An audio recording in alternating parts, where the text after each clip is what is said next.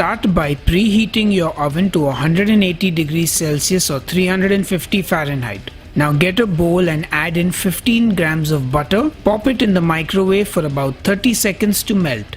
Then add in 25 grams of almond flour, 1 tablespoon of cocoa powder, half a teaspoon of baking powder, a pinch of salt. Then I add in my stevia, which is about 1 tablespoon worth of a 1:1 keto sweetener. Add some vanilla extract. Then I add in a tablespoon of heavy cream. And finally 1 egg.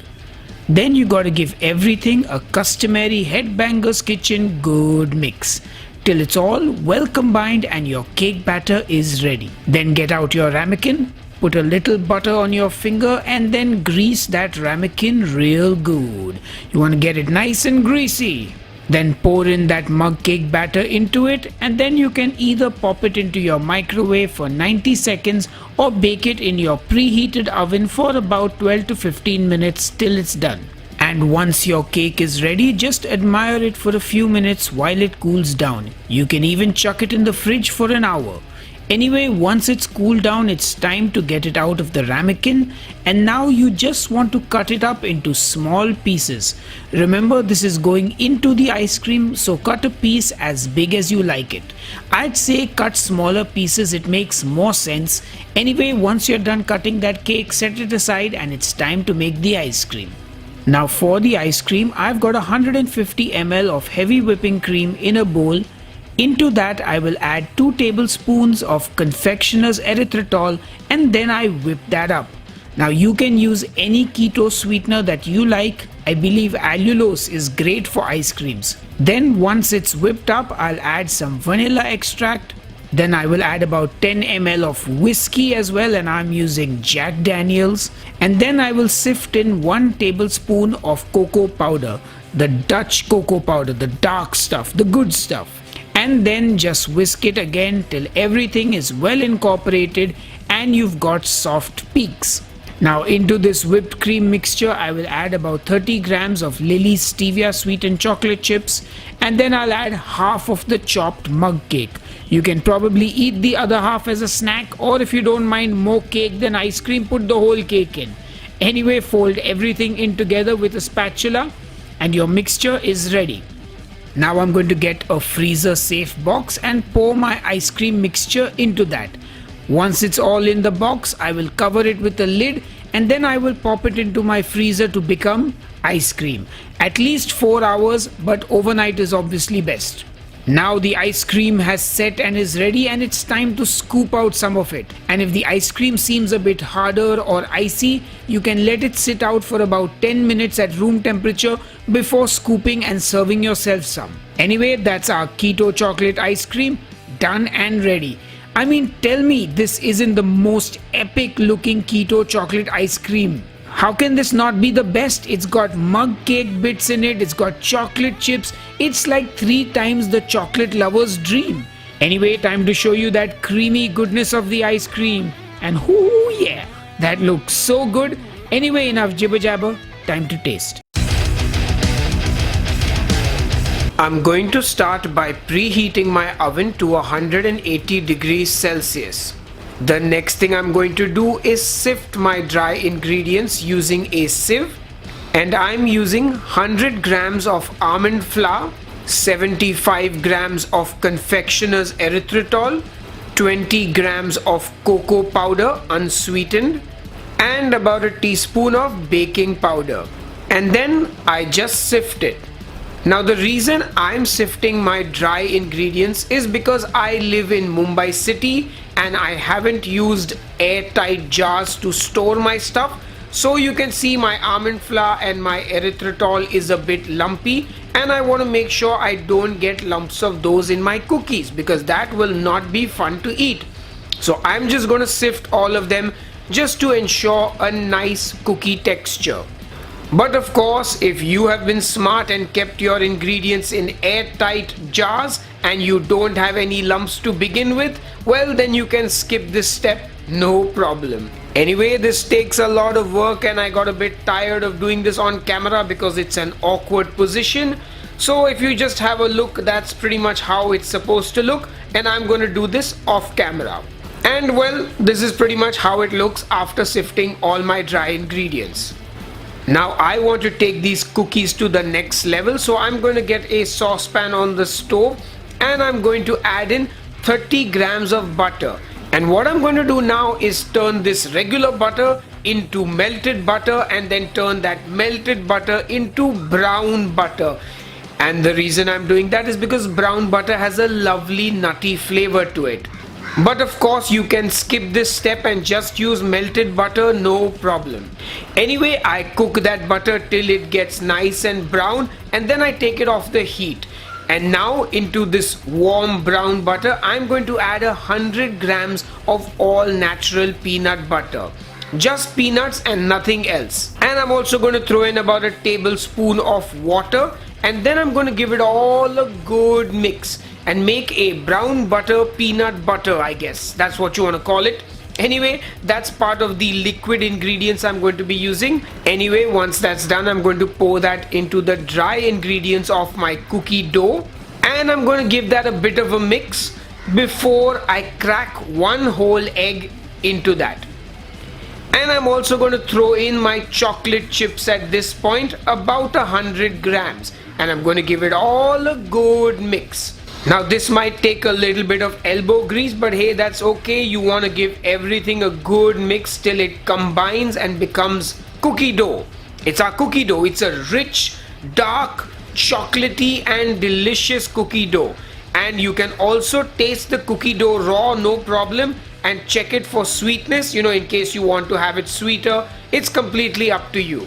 Anyway, once that's done, it's time to get on to making the cookies. Now folks, you all know that I love the kitchen scale, so I am going to weigh out the entire cookie dough, which is about 454 grams, which means I'm going to get 10 cookies of about 45 grams each. So what I'm going to do is I'm going to measure out 45 grams of cookie dough and then roll it into a ball. And then you do this with the rest of the cookie dough to make 10 cookie dough balls. Now I'm going to get a baking tray lined with parchment paper and I'm going to place my cookie dough balls on it and press them down. Now you need to do this because this is not regular cookie dough with flour in it, and if you put a ball into the oven you will get a ball right back out. So put the cookie dough onto the parchment paper and shape your cookies however you like. If you want them nice and thick, make them thick. If you want them nice and thin, make them thin. Anyway, once that's done, take those cookies and put them in the oven to bake for about 12 to 15 minutes. And after about 12 minutes, my cookies were done and they look delicious. But of course, as always, let them cool down for 15 minutes before you touch them. Be patient and I promise it'll be worth it. So there you have it, ladies and gentlemen. Our keto double chocolate chip cookies are ready and they look absolutely delicious and I can't wait to dig in.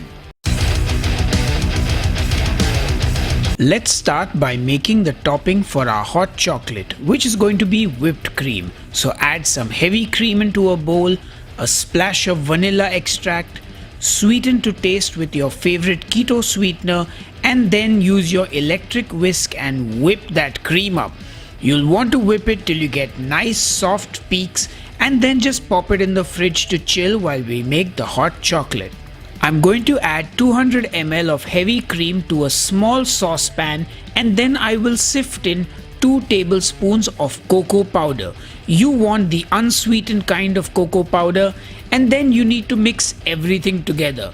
And the genius that I am, I forgot to hit the record button on the camera, but at the end I was left with this thick creamy mixture.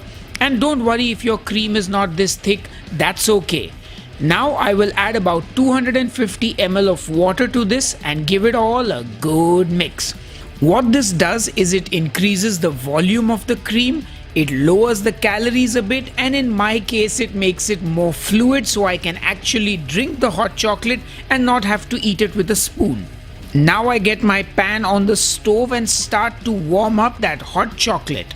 At this point I'll also sweeten it with some stevia, which is my choice of sweetener, and I'll add in some sugar-free chocolate chips. Now I'm just using Lily's chocolate chips, and if you can't get these, Lindt 85 or 90% will do the job as well, or you can use some kind of 100% dark chocolate as well. Any of them will do the job. And back to cooking our hot chocolate, and you want to now cook this till the chocolate chips have all melted. I'm also going to add a bit of salt at this point because salt really brings out the flavor of chocolate. Continue to cook the mixture just till it starts to come to a boil and then take it off the heat. And our hot chocolate is ready. Get out your cup or mug and pour yourself a serving of that hot chocolate. And look how rich and luxurious it looks. Now I take that whipped cream and I spoon over a generous amount of it on the hot chocolate, and finally I sprinkle it with some cocoa powder, which you do not need to do. I do this because I have to take photographs and make food videos, and everything needs to look absolutely beautiful. Anyway, take a moment to admire just how epic that hot chocolate looks, and honestly I can't wait to taste it. But seriously, look at it. It's pretty decadent and indulgent looking.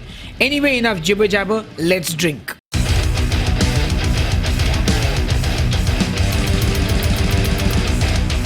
I'm going to start by taking 50 ml of heavy whipping cream and sifting in 1 tablespoon of cocoa powder, cause I don't want no lumps, baby. And last time I did this, I got lumps because I was too lazy to sift it in. Anyway, then you want to give that all a good mix and make sure you get a nice cocoa cream.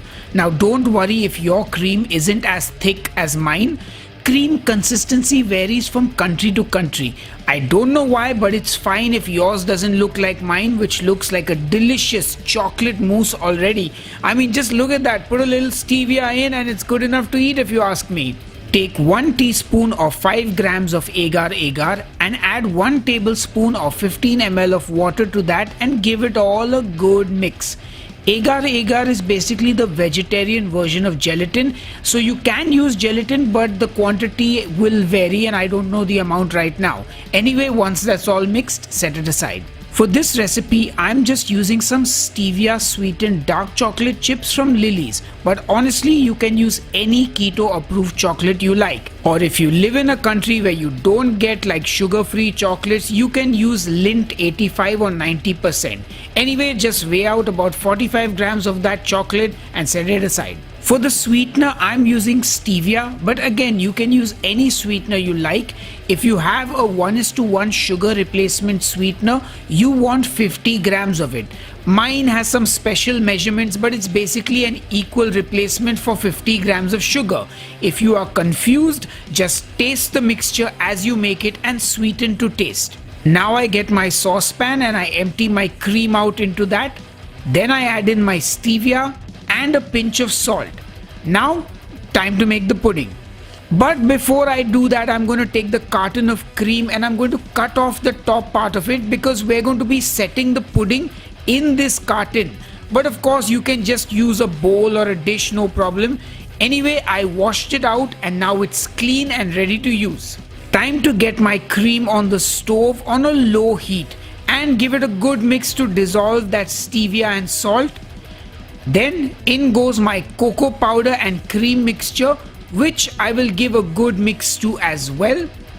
After that, it's time to add in the chocolate chips and give everything a good mix. Now you want to cook this till the chocolate chips melt and you've got a nice mixture of chocolate and cocoa powder and cream and stevia. If you're using a bar of chocolate, make sure you cut it into small pieces. That way it melts faster. Oh, and a little secret, if you pour this into a glass and drink it right now, you got hot chocolate. Anyway, the final ingredient is our agar-agar. Add that in, give everything a good mix and cook this till you have a nice smooth mixture. Once that's done, I will pour it into my cream carton, which I will fill up to the top and then put it in the fridge for 2 hours at least so that it can set. I also had some extra mixture which I put into a small plastic box. I could have used a ramekin, but I'm not sure why I used this. Anyway, that goes into the fridge as well. Time to unveil the chocolate pudding. So let's start with the smaller one in the plastic box. Just get like a spatula and run it down the sides of the box so that it releases the pudding. And look, I got a cute little pudding. Oh my god, so cute. Anyway, now I shall sift some cocoa powder over that and finish it with some desiccated coconut flakes. And that's ready to be eaten, my friends, and it looks pretty delicious if you ask me. And of course, let me get a spoonful of that pudding and show you the texture. It looks really nice and creamy actually. Yummy. But anyway, enough attention to this opening act. It's now time for the main event. So I get my carton out of the fridge, and with brute force and careful use of the scissors, I free the pudding from the shackles of tyranny and oppression. Well, actually from the carton, but okay. I dust it with that cocoa powder, and don't skip this step, guys. It adds so much extra flavor, and also that desiccated coconut that I will sprinkle on the top. And that's it, my friends, our keto chocolate pudding, inspired by the viral chocolate and milk dessert that has 20 million views on a German recipe channel called Quick Recipes, is now ready, and it looks delicious. I can't wait to taste it. But I can't let you go without me cutting into that pudding, because you got to see that texture. And we also like to take multiple photos of these things, one in the original form, one sliced up. Oh, the perils of being a food blogger. But no complaints. I just hope you are enjoying all the dessert porn. Anyway, look at it. And once the B-roll is finished and the jibber jabber is over, it's time to